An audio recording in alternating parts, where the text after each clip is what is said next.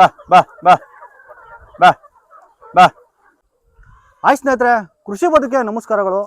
ಸ್ನೇಹಿತರೆ, ಈಗ ಹಳ್ಳಿಗಳಲ್ಲಿ ಅತಿ ಹೆಚ್ಚು ನಾಟಿ ಕೋಳಿ ಸಾಗಾಣಿಕೆಯಲ್ಲಿ ಅತಿ ಹೆಚ್ಚು ಲಾಭ ಪಡಿಬಹುದು ಅಂತೇಳಿ ತುಂಬಾ ಜನ ನಾಟಿ ಕೋಳಿ ಸಾಗಾಣಿಕೆಗೆ ಬರ್ತಾ ಇದ್ದಾರೆ. ಸ್ನೇಹಿತರೆ, ಈ ನಾಟಿ ಕೋಳಿ ಸಾಗಾಣಿಕೆಯಲ್ಲಿ ಹೇಗೆಲ್ಲ ಲಾಭ ಪಡಿಬಹುದು, ಹೇಗೆಲ್ಲ ಇದರಲ್ಲಿ ಆದಾಯ ಗಳಿಸ್ತಾ ಹೋದ್ರೆ ನಾವು ಒಂದು ಉನ್ನತ ಸ್ಥಾನಕ್ಕೆ ಹೋಗ್ತೀವಿ ಅಂತ ಹೇಳಿ ಒಬ್ರು ರೈತರನ್ನ ಭೇಟಿ ಮಾಡಿ. ಸ್ನೇಹಿತರೆ, ಆ ರೈತರು ಎಷ್ಟು ನಾಟಿ ಕೋಳಿಗಳನ್ನ ಸಾಗಾಣಿಕೆ ಮಾಡಿದ್ದಾರೆ, ಎಷ್ಟು ಬಂಡವಾಳ ಹಾಕಿ ಸಾಗಾಣಿಕೆ ಮಾಡಿದ್ದಾರೆ, ಮತ್ತೆ ಯಾವ ರೀತಿ ಆಹಾರ ಕೊಡ್ತಾ ಇದ್ದಾರೆ ಅಂತ ಹೇಳಿ ನಿಮಗೆ ಯಾರು ಈಗಿನ ಯುವಕ ಯುವತಿಯರು ಈ ಹೈನುಗಾರಿಕೆಗೆ ಬರ್ತಾ ಇದಾರೆ ಅವ್ರಿಗೆ ತಿಳ್ಸಕ್ಕೋಸ್ಕರ ಒಂದು ಸಂದರ್ಶನಕ್ಕೆ ಬಂದಿದೆ. ಸ್ನೇಹಿತರೆ, ಆ ರೈತರನ್ನ ಕಾರ್ಯಕ್ರಮ ಬರ ಮಾಡ್ಕೊಳ್ಳೋಣ.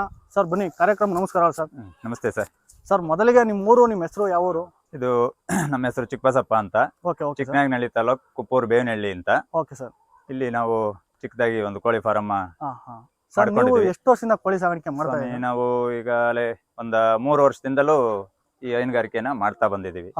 ಸರ್, ಈಗ ನೀವು ಫಸ್ಟ್ ಈಗ ಕೋಳಿ ಸಾಗಾಣಿಕೆ ಪ್ರಾರಂಭ ಮಾಡಿ ನೀವು ಎಷ್ಟು ಕೋಳಿಯಿಂದ ಪ್ರಾರಂಭ ಮಾಡಿದ್ರಿ? ನಾವು ಒಂದು 300 ಕೋಳಿಯಿಂದ ಫಸ್ಟ್ ಪ್ರಾರಂಭ ಮಾಡಿದ್ವಿ. ಹೆವಿ ಬಂಡವಾಳ ಹಾಕಕ್ ಶಕ್ತಿ ಇರಲಿಲ್ಲ. Okay okay. ಅದರಿಂದ ನಾವು ಒಂದು ಸಣ್ಣ ಬಂಡವಾಳದಿಂದ ಈಗ ಸರ್, ಈಗ ನಿಮ್ಮ ಫಾರಂ ಅಲ್ಲಿ ಎಷ್ಟು ಕೋಳಿ ಇದೆ ಸರ್? 300 ಸ್ಟಾರ್ಟ್ ಮಾಡಿ ಈಗ ಎಷ್ಟು ಕೋಳಿ ಸಾಕಿದ್ದೀರಾ? 3000 ಕೋಳಿ ನಾವು ಆಲ್ರೆಡಿ ಇವಾಗ ಸ್ಟಾರ್ಟ್ ಮಾಡಿದ್ದೀರಾ? ಇದೆ ನನ್ನ ಹತ್ರ stock. Okay okay okay. Sir, ಈಗ ನೀವು ಮೊದಲಿಗೆ ಪ್ರಾರಂಭ ಮಾಡಕ್ಕೆ ಎಷ್ಟೆಲ್ಲ ಬಂಡವಾಳ ಹಾಕೊಂಡು ಇದನ್ನ ಪ್ರಾರಂಭ ಮಾಡಿದ್ರಿ ಸರ್? ಸರ್, ನಾವು ಸ್ಟಾರ್ಟಿಂಗ್ ಅಲ್ಲಿ ಹೆವಿ ಬಂಡವಾಳ ಹಾಕುವಷ್ಟು ಕೆಪಾಸಿಟಿ ಇರಲಿಲ್ಲ. ಇದ್ರ ಬಗ್ಗೆ ಅನುಭವನೂ ಕೊರತೆ ಇತ್ತು ನಮಗೆ. Okay sir. ಕಡಿಮೆ ಬಂಡವಾಳದಿಂದ ಅದರಲ್ಲೇ ಇಂಕ್ರೀಸ್ ಮಾಡ್ತಾ ನಾವು ಈಗ 300 ರಿಂದ 3000 ಕೋಳಿವರೆಗೂ ನಾವು ಇವಾಗ ಬನ್ನಿ ಸರ್ ಅಭಿವೃದ್ಧಿ ಮಾಡೋದಕ್ಕೆ ಅಂತ ಬರ್ತಾ ಇದ್ದೀವಿ. ಸರ್, ಈಗ ನೀವು ಏನ್ ಬೌಂಡ್ರಿ ಮಾಡಿದ್ರಲ್ಲ, ಇದೆಲ್ಲ ಎಷ್ಟು ಇದರಲ್ಲಿ ಬೌಂಡ್ರಿ ಮಾಡ್ಕೊಂಡಿದ್ದೀರಾ ಸರ್? ಸರ್, ಈಗ ಇದು 1 ಎಕರೆಲಿ ನಾನು ನ್ಯಾಚುರಲಿ ಮೇವು ಹಾಕೋದಕ್ಕೆ ನ್ಯಾಚುರಲ್ ಮೇವನೇ ಜಾಸ್ತಿ ಕೊಡ್ತೀವಿ ನಾವು. Okay okay. ಸರ್, ಈಗ ಈ ಗ್ರೀನ್ ಮೇಸ್ ಹಾಕಿದ್ರೆ ಇದನ್ನೆಲ್ಲ ಏನಕ್ಕೆ ಹಾಕಿರೋ ಸರ್? ಇದು ಅಂದ್ರೆ ಏನಕ್ಕೋಸ್ಕರ ಇದು ಸಂರಕ್ಷಣೆ ಹೇಗೆ ಅಂತ? ಸರ್, ಈಗ ನಾಯಿ ಅಥವಾ ಮುಂಗ್ಸಿ ಈ ತರದ್ದೇನು ಬಂದು ಸಡನ್ಲಿ ಈಗ ಇವು ನ್ಯಾಚುರಲಿ ಮೇಯ್ಬೇಕಲ್ವರ, ಪಾಪನ ಬಿಸಿಲು ಬೀಳ್ಬೇಕು, ಇವ್ ನೆಲದಲ್ಲಿ ಒದ್ದಾಡ್ಬೇಕು. ನಾಟಿ ಕೋಳಿ ಅಂದ್ರೆ ಅವು ನ್ಯಾಚುರಲ್ ಆಗಿರ್ಬೇಕಲ್ಲ, ಅದಕ್ಕೋಸ್ಕರ ಸೇಫ್ಟಿಗೆ ಸಡನ್ಲಿ ಅವು ಏನು ಅಟ್ಯಾಕ್ ಮಾಡಬಾರ್ದು ಅಂತ. ಸರ್, ಈಗ ನಿಮ್ ಫಾರಂ ಅಲ್ಲಿ ಯಾವ ಜಾತಿ ಜಾಸ್ತಿ ಸಾಕಿದ್ರ ಸರ್ ಕೋಳಿಗಳನ್ನ? ಸರ್, ಇದು ಗವರ್ಮೆಂಟ್ ಸರ್ಟಿಫಿಕೇಟೆಡ್ ಕಾವೇರಿ ತಳಿ ಅಂತ ಹೇಳಿ. ಇದು ಕಾವೇರಿ. ಓಕೆ ಸರ್, ಈಗ ನೀವು ಸಣ್ಣ ಮರಿಗಳು ತಂದು ಈಗ ನೀವು ಬೆಳವಣಿಗೆ ಮಾಡೋದಾ, ಇಲ್ಲ ಅಂದ್ರೆ ಈಗ 1 ತಿಂಗಳು ಮರಿ ಆತರ ತರ ಸರ್? ಇಲ್ಲ ಸರ್, ನಾವು ಈಗ 1 ಡೇ ಮರಿನೇ ತಂದು ನಾವು ನಾವೇ ಕಷ್ಟಪಟ್ಟು ಇದನ್ನ ಇನ್ಕ್ರೀಸ್ ಮಾಡ್ಕೊಂಡಿದೀವಿ, ಸಾಗಾಣಿಕೆ ಮಾಡೋದು. ಸರ್, ಈಗ ಕೋಳಿ ಸಾಗಾಣಿಕೆಯಲ್ಲಿ ದುಡ್ಡು ಇದೆಯಾ ಸರ್? ಸರ್, ನಾವ್ ಹೆಂಗೆ ಮಾಡ್ಕೊಂಡು ಹೋಗ್ತೀವೋ ಅಭಿವೃದ್ಧಿ ಅದನ್ನ ಸಾಕಾಣಿಕೆಯಲ್ಲಿ ಈಗ ನಾವು ಮಕ್ಳು ಸಾಕ್ತಂಗೆ ಇದನ್ನು ನೋಡ್ಕೋಬೇಕಷ್ಟೇ. ನಾವು ಕಷ್ಟಪಟ್ಟಷ್ಟು ಅದು ಅಭಿವೃದ್ಧಿ ಆಗತ್ತೆ. ನೆಗ್ಲಿಜಿ ಮಾಡಿದ್ರೆ ಇದರಲ್ಲಿ ಕಷ್ಟ. ಸರ್, ಈಗ ನಿಮ್ಮ ಕೋಳಿ ಸಾಗಾಣಿಕೆ ನಿಮಗೆ ಯಾರು ಬೆನ್ನೆಲುಬಾಗಿದ್ದಾರೆ ಸರ್? ಈಗ ನೀವು ಒಬ್ಬರೇ ಮಾಡ್ತೀರಾ, ಇಲ್ಲ ಆಳುಗಳು ಇಟ್ಟಿದ್ದೀರಾ? ಸರ್, ನಾವು ಸ್ಟಾರ್ಟಿಂಗ್ ಅಲ್ಲಿ ಇದಕ್ಕೆ ಲೇಬರ್ ತಗೊಂಡು ಮಾಡಕ್ ಹೋಗಿಲ್ಲ. ನಾವೇ ಕಷ್ಟಪಟ್ಟುಕೊಂಡು ಮಾಡ್ತಾ ಎಮರ್ಜೆನ್ಸಿ ಇದ್ದಾಗ ಲೇಬರ್ ತಗೊಂತೀವಿ. ಈಗ ನಾವೇ ಮಾಡ್ಕೊಳ್ತೀವಿ. ಓಕೆ ಸರ್, ಈಗ ನಿಮ್ಮ ಈ ಕಾವೇರಿ ಕೋಳಿ ತಳಿ ಅಂತ ಎಷ್ಟಿದೆ ಸರ್ ನಿಮ್ಮ ಫಾರಂ ಅಲ್ಲಿ? ಈಗ 3000 ಇದೆ ಸರ್ ಆಲ್ರೆಡಿ. ಸರ್, ಮೊಟ್ಟೆಗೆ ಇದು ಎಷ್ಟು ದಿನಕ್ಕೆ ಬರುತ್ತೆ ಸರ್? ಇದು ಅಲ್ಲಿಗೆ 4 ರಿಂದ 5ನೇ ತಿಂಗಳಲ್ಲಿ ಮೊಟ್ಟೆ ಸ್ಟಾರ್ಟ್ ಆಗುತ್ತೆ. ಮೊಟ್ಟೆನೂ ಅಷ್ಟೇ, ಈ ಒಂದು ಕಂಪನಿ ಇದೆ, ಅವ್ರು ಬಂದು ನಮಗೆ ಹೋಲ್ಸೇಲ್ ಅಲ್ಲಿ ಎಷ್ಟೇ ಮೊಟ್ಟೆ ಬಂದ್ರು ಅವ್ರು ತಗೊಂಡು ಹೋಗ್ತಾರೆ. ಸರ್, ಈಗ ಮೊಟ್ಟೆ ನೀವೇನ್ ರೈಟಿಗೆ ಕೊಡ್ತಾ ಏನಂತ ತಿಳಿಸ್ಬೋದು ಸರ್? ತುಂಬಾ ಜನಕ್ಕೆ ಕುತೂಹಲ ಇರ್ತೈತೆ, ನಾಟಿ ಮೊಟ್ಟೆ ಎಷ್ಟಕ್ಕೆ ಸಿಗುತ್ತೆ ಫಾರಂ ಅಲ್ಲಿ ಡೈರೆಕ್ಟ್ ಅಂತ. ಅಂತವ್ರಿಗೆ ಏನು ಅಂತ ಒಂದ್ ಕುತೂಹಲ ಇರುತ್ತೆ, ಅಂತವ್ರಿಗೆ ಹೇಳ್ಬಿಡಿ. ಈಗ ನಾವು ಆಲ್ರೆಡಿ ಹೋಲ್ಸೇಲ್ ರೇಟ್ ಅಲ್ಲಿ 11 ರೂಪಾಯಿ ನಂಗೆ ನಮಗೆ ಎಷ್ಟೇ ಮೊಟ್ಟೆ ಬಂದ್ರು ತಗೊಂಡು ಹೋಗ್ತಾ ಇದಾರೆ. ಸರ್, ಈಗ ಮಾಂಸದಲ್ಲೆಲ್ಲ ಹೆಂಗೆ ಆದಾಯ ಅಂತೀರಾ ಸರ್? 1 ಇಯರ್ ಇದು ಮೊಟ್ಟೆ ಇಡುತ್ತೆ. 1 ಇಯರ್ ಆದ್ಮೇಲೆ ನಾವು ಇನ್ನೊಂದ್ ಬ್ಯಾಚ್ ರೆಡಿ ಮಾಡ್ಕೊಂಡು ಈ ಬ್ಯಾಚ್ ಅನ್ನ ಕೋಳಿನೇ ಮಾಂಸಕ್ಕೆ ಮಾರ್ತೀವಿ. ಸರ್, ಇದರಿಂದ ಮರಿ ಆಗಲ್ಲ ಈ ಮೊಟ್ಟೆಯಲ್ಲಿ. ಇದು ಕಾವೇರಿ ಆಗಿರೋದ್ರಿಂದ ಕಾವೇರಿ ಅಂತಲ್ಲ, ಇದು ಹುಂಜ ಇಲ್ದೇನೆ ಮೊಟ್ಟೆ ಇಡುತ್ತೆ ಇದು. ಸರ್, ಈಗ ಈ ಕೋಳಿ ಸಾಗಾಣಿಕೆಗೆಲ್ಲ ದಿನನಿತ್ಯ ಎಷ್ಟೆಲ್ಲ ಖರ್ಚು ಬರುತ್ತೆ ಸರ್? ಈಗ ಸರ್, ಈಗ ನಮಗೆ ಮಿನಿಮಮ್ ಒಂದು 3 ಕ್ವಿಂಟಲ್ ಮೇವು ಹಾಕ್ತೀನಿ ನಾನು ದಿನ, ಡೈಲಿ ಪರ್ ಡೇ. ಅದು ನೀವು ನೈಸರ್ಗಿಕವಾಗಿ ಸಾಗಾಣಿಕೆ ಮಾಡೋದಾ, ಇಲ್ಲ ಫೀಲ್ಡ್ ಕೊಟ್ಟು ಸಾಗಾಣಿಕೆ ಮಾಡೋದಾ? ಸರ್, ನೈಸರ್ಗಿಕವಾದ ಮೇವನೇ ಜಾಸ್ತಿ ಹಾಕ್ತಿವಿ ನಾವು. ಈಗ ನೋಡಿ, ಅಲ್ಲಿ ತೋಟದಲ್ಲಿ ಬೆಳೆ ಎಲ್ಲ ಹಾಕೊಂಡಿದೀವಿ. ಮುಸ್ಕಿನ ಜೋಳ ಹಾಕಿದೀವಿ, ರಾಗಿ ಹಾಕಿದೀವಿ, ಕಾಳು ಕಡ್ಡಿ ಹಾಕಿದೀವಿ. ಡೈಲಿ 2-3 ಅವರ್ಸ್ ಅದು ನ್ಯಾಚುರಲ್ ಮೇಯುತ್ತೆ. ಒಳಗಡೆ ಸ್ವಲ್ಪ ನಾವು ರಾಗಿ, ಜೋಳ ಇಂಥದನ್ನ ಕವರ್ ಮಾಡ್ತೀವಿ. ಜಾಸ್ತಿ ಹೊರಗಡೆಲಿ ನಾವೇ ನ್ಯಾಚುರಲ್ ಮೇವನೇ ಹಾಕ್ತಿವಿ ಇದಕ್ಕೆ. ಯಾಕೆಂದ್ರೆ ಇದು ಒರಿಜಿನಲ್ ನಾಟಿ ಆಗ್ಬೇಕು ಅಂದ್ರೆ ಇದು ನಮ್ಮ ನ್ಯಾಚುರಲ್ ಆಗೇ ಮೇಯ್ಬೇಕು. ಈಗ ನೋಡಿ ಎಲ್ಲ ಮೇಯ್ತಾ ಐತೆ. ಅಲ್ಲಿ ಸೊಪ್ಪು ಹಾಕಿದೀನಿ, ಆ ಕಡೆ ಹುಲ್ಲು ಹಾಕಿದೀನಿ, ಈ ಕಡೆ ನೋಡಿ ಕಾಳು ಹಾಕಿದೀನಿ. ಅದಕ್ಕೆ ಏನ್ ಬೇಕದನ್ನ ಅದು ತಿಂದ್ಕೊಂಡು ನ್ಯಾಚುರಲಿ ಬರ್ಬೇಕು. ಬರೀ ಫೀಡ್ನೇ ಹಾಕಿರೋದು ನಾಟಿ ಕೋಳಿ ಆಗಲ್ಲ. ಕೋಳಿ ಆಗಲ್ಲ ಅಂತ ಹೇಳ್ತಾರೆ. ಯಾರು ಈಗ ಹೊರಗಡೆ ಅಗಸೆ ಸೊಪ್ಪನ್ನ ನಿಮ್ಮ ಫಾರಂ ಅಲ್ಲಿ ಹಾಕಿದ್ರೆ ಏನಕ್ಕೆ ಸರ್ ಇದು? ಸರ್, ಕೋಳಿಗಳಿಗೆ ಸಿ ವಿಟಮಿನ್ ಏನಾದ್ರು ಕಡಿಮೆ ಇದೆ ಅಂದ್ರೆ ವಿಟಮಿನ್ ಸಿ ವಿಟಮಿನ್ ಸಿ ಈ ಸೊಪ್ಪಿನಿಂದ ಹುಣಸೆ ಹುಳಿ ಸಂಬಂಧಪಟ್ಟದ್ದು ಯಾವ್ದನ್ನೇ ಕೋಳಿಗಳಿಗೆ ಹಾಕಿದ್ರು ಸಿ ವಿಟಮಿನ್ ಕವರ್ ಆಗುತ್ತೆ. ನ್ಯಾಚುರಲಿ ಫುಡ್ ಇದು ಆಲ್ರೆಡಿ. ಈಗ ನಾವು ಸಿ ವಿಟಮಿನ್ ಗೆ ಮೆಡಿಸಿನ್ ಕೊಟ್ರೆ ಅದು ಸಕ್ಸಸ್ ಆಗಲ್ಲ. ನ್ಯಾಚುರಲಿ ಇದು ತಿಂದಾಗ ಸಿ ವಿಟಮಿನ್ ಕವರೇಜ್ ಆಗುತ್ತೆ. ಸರ್, ಈಗ ಏನಾದ್ರು ನಿಮ್ ಕೋಳಿ ಫಾರಂ ಗಳಲ್ಲಿ ನೈಸರ್ಗಿಕವಾಗಿ ರೋಗಗಳು ಬಂದಾಗ ಹೇಗೆಲ್ಲ ಎದುರಿಸ್ತೀರಾ ಸರ್? ಸರ್, ಈಗ ನಮ್ಮಲ್ಲೇ ಇರ್ತಕ್ಕಂತ ಶುಂಠಿ ಪೇಸ್ಟು, ಬೆಳ್ಳುಳ್ಳಿ, ಪಪ್ಪಾಯಿ ಸೊಪ್ಪು ಅದನ್ನೇ ಔಷಧಿಯಾಗಿ ನಾವು ಕೊಡ್ತೀವಿ.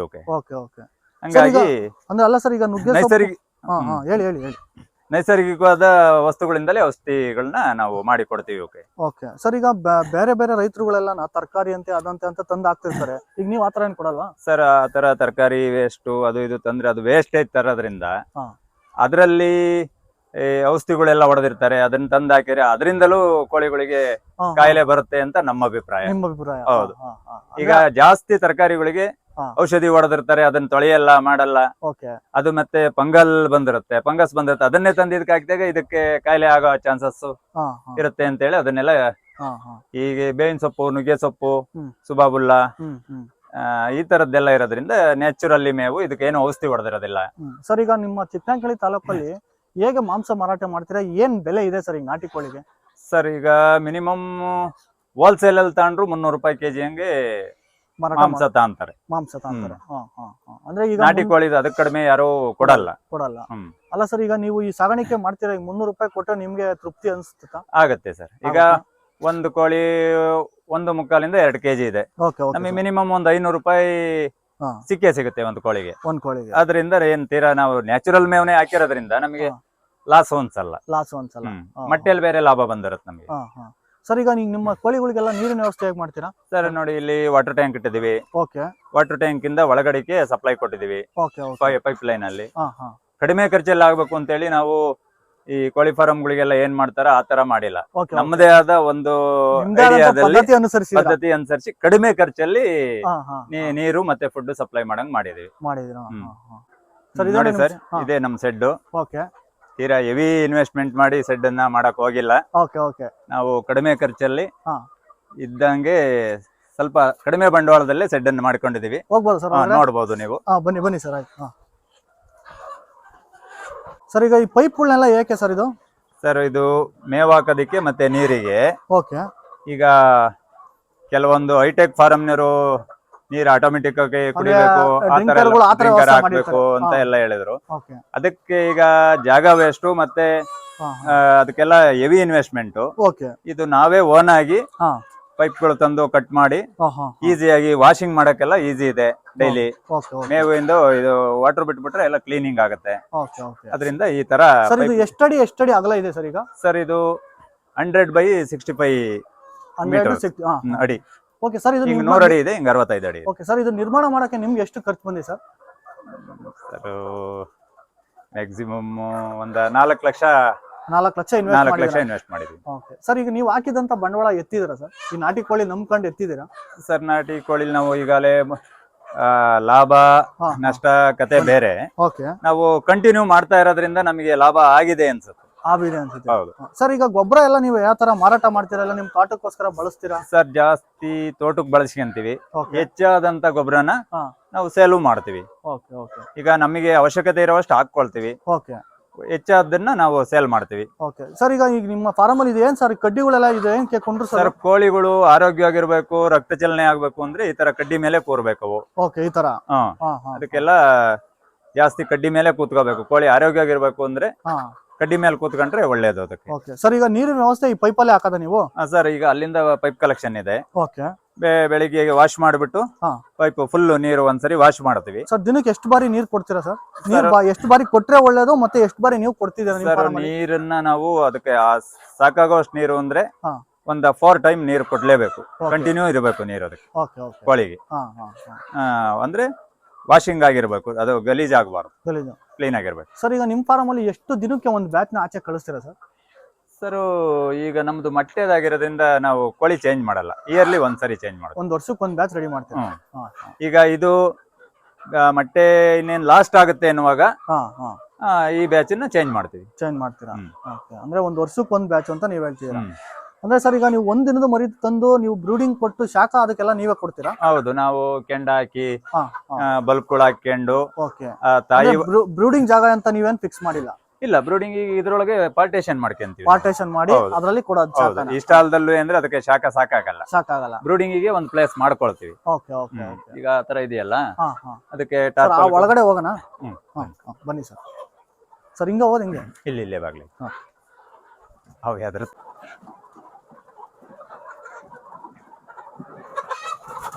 ಹೇಳಿ ಸರ್, ಅದು ತುಂಬಾ ಧೂಳು ಮಾಡಿಬಿಡ್ತವೆ ನೀವು ಇನ್ನೂ ಹತ್ರ ಹೋದ್ರೆ. ಸರ್ ಈಗ ಇದನ್ನೆಲ್ಲ ಏನಕ್ಕೆ ಸರ್ ಸಪರೇಟ್ ಮಾಡಿರೋದು ನೀವು? ಸರ್ ಅವು ಹೆಣ್ಣು ಕೋಳಿಗಳ ಜೊತೆ ಇದ್ರೆ ಅವು ಮೇವನ್ನ ಜಾಸ್ತಿ ತಿಂತವೆ, ಅವಕ್ಕೆ ಅಟ್ಯಾಕ್ ಮಾಡ್ತವೆ. Okay okay. ಅದರಿಂದ ಇವು ಸಪರೇಟ್ ಆಗಿ ಮೇವು ಹಾಕಿ, ಇದು ಮಾಂಸಕ್ಕೋಸ್ಕರನೇ ಬರುತ್ತೆ.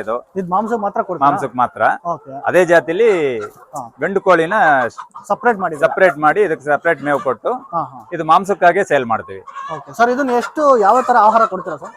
ಸರ್ ಯಾವ ತರ ಆಹಾರ ಕೊಡ್ತೀರಾ ಇದಕ್ಕೆ? ಇದಕ್ಕೆ ಎಲ್ಲ ಅದಕ್ಕೆ ಏನ್ ಕೊಡ್ತೀವಿ ಆತರ ನ್ಯಾಚುರಲ್ ಆಹಾರನೇ ಕೊಡ್ತೀವಿ. Okay okay. ಸರ್ ನಿಮ್ ಫಾರ್ಮ್ ಅಲ್ಲಿ ಏನೇನೆಲ್ಲ ರೈಟಿಂಗ್ ಮಾಡ್ತೀರಾ? ಈಗ ಒಂದು ಹೆಣ್ಣು ಒಂದು ಗಂಡು ಆ ತರ ಏನ್ ರೈಟಿಂಗ್ ಮಾಡ್ತೀರಾ? ಸರ್ ಈಗ ಇದನ್ನ ಕೆಜಿ ಲೆಕ್ಕದಲ್ಲಿ ಮಾರ್ತೀವಿ, ಇಲ್ಲ ಪೀಸ್ ಲೆಕ್ಕದಲ್ಲಿ ಮಾರ್ತೀವಿ. ಓಕೆ. ಮಿನಿಮಮ್ 300 ರೂಪಾಯಿ ಕೆಜಿ ಲೆಕ್ಕದಲ್ಲಿ ಕೊಟ್ರೆ, ಇಲ್ಲ ಪೀಸ್ ಲೆಕ್ಕದಲ್ಲಿ ಅಂದ್ರೆ ಒಂದು ಕೋಳಿ ವೆಯ್ಟ್ ಎಷ್ಟಾರ ಬರ್ಲಿ ಅದನ್ನ 500 ರೂಪಾಯಿ ಲೆಕ್ಕದಲ್ಲಿ ಹೋಲ್ಸೇಲ್ ಅಲ್ಲಿ ಕೊಡ್ತೀವಿ ನಾವು. Okay okay. ಸರ್ ಈಗ ನೀವು ಮಾರಾಟ ಮಾಡೋದು ಎಲ್ಲ ರೈತರಿಗೆ ನೇರ ಮಾರಾಟ ಮಾಡ್ತೀರಾ? ಸರ್ ರೈತರು ಬರ್ಬೋದು, ಇಲ್ಲ ಸಾಕರ್ ಬರ್ಬೋದು. ಅವಾಗ ಏನು ನಮಗೆ ಲಾಭಾಂಶ ಬರೋ ರೇಟ್ ಯಾರು ತಗೊಳ್ತಾರೋ ಅವ್ರಿಗೆ ಸೇಲ್ ಮಾಡ್ತೀವಿ. ಅಂದ್ರೆ ನೀವು ನಿಮ್ಮ ಫಾರಂ ಅಲ್ಲಿ ದಳ್ಳಾಳಿಗಳಿಗೆ ಅನುಮತಿ ಇಲ್ಲ? ಇಲ್ಲ ಇಲ್ಲ, ನಾವು ಮಧ್ಯವರ್ತಿಗಳನ್ನ ಇಟ್ಕೊಳೋದೇ ಇಲ್ಲ. ಎಲ್ಲ ರೈತರಿಗೆ ನೇರ ಮಾರಾಟ. ರೈತರಿಗೆ ಯಾರು ರೈತರು ಸಾಕ್ಬೇಕು ಅಂತ ಬಂದ್ರೆ ಅವ್ರಿಗೆ ಇನ್ನೂ 2 ರೂಪಾಯಿ ಕಡಿಮೆಗೆ ಕೊಟ್ಬಿಡ್ತೀವಿ. Okay okay okay. ಸರ್ ಈಗ ಈ ನಾಟಿ ಕೋಳಿ ಸಾಗಾಣಿಕೆ ನಿಮಗೆ ತೃಪ್ತಿ ಅನ್ಸಿದೆ? ನಮಗೆ ತೃಪ್ತಿ ಅನ್ಸಿದೆ ಸರ್. ತೃಪ್ತಿ ಅನ್ಸಿದೆ ಅಂದ್ರೆ ಮನೆ ಕಡೆನೆ ಇದ್ದು ಮಾಡಕ್ಕೆ ಒಂದು ಒಳ್ಳೆ ಉದ್ಯೋಗ ಅಂತ. ಈಗ ಬೇರೆ ಕೆಲಸಗಳನ್ನು ಮಾಡ್ಕೊಂಡು ಇದನ್ನು ನೋಡ್ಕೊಳ್ಬಹುದು. ಓಕೆ. ಇದಕ್ಕೆ ಅಂತ ಸಪರೇಟ್ ಟೈಮ್ ಏನು ಇನ್ವೆಸ್ಟ್ ಮಾಡಂಗಿಲ್ಲ. ಓಕೆ. ಈಗ ಇದು ಕೋಳಿ ಮೇಯುವಾಗ್ಲೇ ನಾನು ತೋಟದಲ್ಲಿ ನೀರು ಹಾಯಿಸ್ಕೊಂತೀನಿ, ತರಕಾರಿ ಬೆಳ್ಕೊಂತೀವಿ, ಆತರ. ತುಂಬಾ ಜನ ಹಳ್ಳಿ ಕಡೆ ರೈತರುಗಳಾಗಿರ್ಬೋದು, ಇಲ್ಲ ಈಗ ಈಗಿನ ಯುವತಿಯರಾಗಿರ್ಬೋದು, ತುಂಬಾ ಜನ ಈ ನಾಟಿ ಕೋಳಿ ಸಾಗಾಣಿಕೆ ಮಾಡ್ಬೇಕು ಅಂತ ಬರ್ತಿದ್ದಾರೆ ಸರ್. ಹೌದು. ಅಂತರಿಗೆ ನಿಮ್ಮ ಏನು ಉಪದೇಶ ಹೇಳ್ತೀರಾ ಸರ್? ಸ್ವಾಮಿ, ನಮ್ಗೆ ಒಂದೇ ಸರಿ ದೊಡ್ಡದಾಗಿ ಮಾಡ್ತೀವಿ ಅಂತ ಹೋದ್ರೆ ಉತ್ಪಾದನೆಯಲ್ಲಿ ಏನೋ ಕುಂಠಿತ ಆಗ್ಬೋದು, ತೊಂದರೆ ಆಗ್ಬೋದು. ಓಕೆ. ನಮ್ಮಲ್ಲಿ ಎಷ್ಟು ಬಂಡವಾಳ ಇದೆಯಾ ಸಾಲ ಸೂಲ ಮಾಡ್ದಲೇನೆ ಚಿಕ್ಕದಾಗಿ ಪ್ರೊಡಕ್ಷನ್ ಸ್ಟಾರ್ಟ್ ಮಾಡ್ತಾ ಹೋದ್ರೆ ನಮ್ಮ ಬಂಡವಾಳಕ್ಕೆ ತಕ್ಕನ ಮಾಡ್ತಾ ಅದನ್ನೇ ಅಭಿವೃದ್ಧಿ ಮಾಡ್ಕೊಂಡ್ರೆ ಲಾಭಾಂಶ ಖಂಡಿತ ಇದೆ. ಸರ್ ಮೊದಲಿಗೆ ಪ್ರಾರಂಭ ಮಾಡಿ ಎಷ್ಟು ಪ್ರಾರಂಭ ಮಾಡಿದ್ರೆ ಒಳ್ಳೇದು ಅಂತ ಈಗಿನ ಜನಕ್ಕೆ ಎಷ್ಟೇ ಅಂತ ಹೇಳ್ತೀರಾ ಸರ್? ಸರ್ ಮಿನಿಮಮ್ ಅಂದಾಗ ಅವರು ಒಂದು 250-300 ಕೋಳಿಯಿಂದ ಸ್ಟಾರ್ಟ್ ಮಾಡ್ಕೊಂಡು ಅದನ್ನೇ ಅಭಿವೃದ್ಧಿ ಮಾಡ್ಕೊಳೋದ್ರಿಂದ ಒಳ್ಳೇದಿಲ್ಲ. ಅದಕ್ಕೂ ಸ್ವಲ್ಪ ಜಾಸ್ತಿ ಮಾಡ್ತೀವಿ, ಒಂದು 500 ಕೋಳಿಯಿಂದ ಸ್ಟಾರ್ಟ್ ಮಾಡ್ಕೊಳ್ಳೋದು ಉತ್ತಮ ಅಂತ ನಮ್ಮ ಅಭಿಪ್ರಾಯ. ಸರ್ ಈಗ ಡೈಲಿ ನೀವು ಆಚೆ ಎಷ್ಟೊತ್ತಿಗೆ ಬಿಡ್ತೀರಾ, ಎಷ್ಟೊತ್ತಿಗೆ ಒಳಗೆ ಹಾಕ್ತೀರಾ ಸರ್? ಸರ್ ಬೆಳಿಗ್ಗೆ ನಾವು ಸುಮಾರು 6ರಿಂದ 7 ಗಂಟೆಗೆಲ್ಲ ಈಚೆ ಬಿಟ್ಬಿಡ್ತೀವಿ. ಬಿಸಿಲಾದ್ಮೇಲೆ 10-10:30 ಮೇಲೆ ಒಳಗಡೆ ಅವೇ ಹೋಗ್ತವೆ. ಇನ್ನು ಸಾಯಂಕಾಲ 4 ಗಂಟೆ ಮೇಲೆ ಬಿಡ್ತೀವಿ. 4 ಗಂಟೆ ಮೇಲೆ ತಿರ್ಗಾ 6-7 ಗಂಟೆವರೆಗೂ ಹೊರಗಡೆ ಮೇಯ್ತವೆ. Okay okay sir. ಸರ್ ನಮ್ಮ ಜೊತೆ ನೀವು ಒಂದು 10 ನಿಮಿಷ ನಮಗೆ ಸಮಯ ಕೊಟ್ಟಿದ್ದಕ್ಕೆ ತುಂಬ ಧನ್ಯವಾದಗಳು ಸರ್. ನಮಸ್ತೆ ಸರ್. Okay sir. ಸರ್ ನಿಮ್ಮ ಕೋಳಿ ಸಾಗಾಣಿಕೆಗೆ ಒಳ್ಳೆಯದಾಗಲಿ. ತುಂಬ ಜನ ಇನ್ನು ರೈತರಿಗೆ ನೀವು ಒಂಥರ ಮಾರ್ಗದರ್ಶನ ಕೊಡಬೇಕು. ಆಮೇಲೆ ಹಲವಾರು ರೈತರಿಗೆ ನೀವು ಕೆಲಸ ಕೊಡುವಂಥ ಕೈ ನಿಮ್ಮದಾಗಲಿ ಸರ್. ತುಂಬ ಒಳ್ಳೆಯದಾಗಲಿ. ನೀವು ನಮಗೆ ಸಮಯ ಕೊಟ್ಟು ನಿಮ್ಮ ಕೆಲಸಗಳನ್ನು ಬಿಟ್ಟು ನಮ್ಮ ಜೊತೆ 10 ನಿಮಿಷ ಮಾತಾಡೋದಕ್ಕೆ ನಿಮಗೆ ಕೋಟಿ ಧನ್ಯವಾದಗಳು ಸರ್. ಅಮ್ಮ ನಿಮಗೂ ಧನ್ಯವಾದಗಳು.